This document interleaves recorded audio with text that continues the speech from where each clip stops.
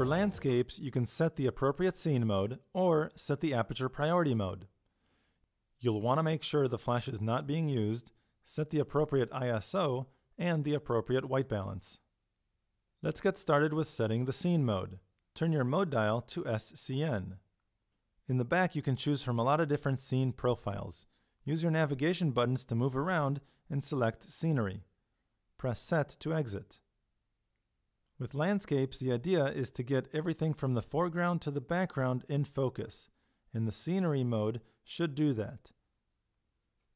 However, you'll see when I press my shutter button halfway, the aperture is set to 3.7, and that will not get everything from the foreground to the background in focus. What I recommend doing is setting the aperture priority mode. Turn your mode dial to A. With the aperture priority mode, you set the aperture and the camera sets an appropriate shutter speed.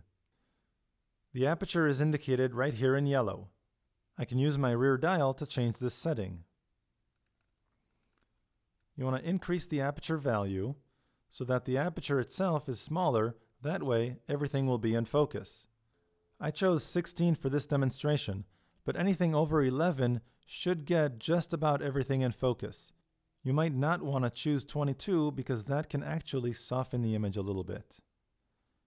Because this is a landscape and the subject is so far away, you want to avoid using any kind of flash, so keep the built-in flash down.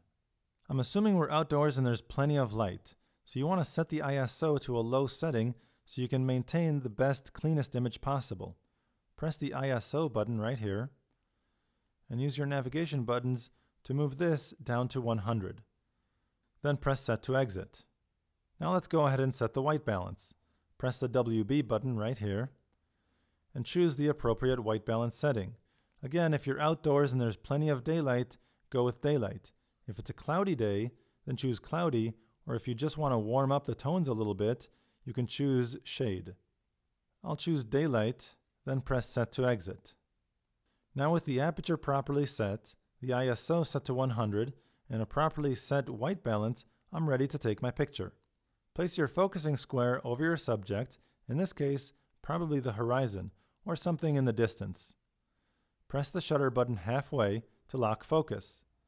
Then you can recompose the image, and press the shutter button the rest of the way to take the picture.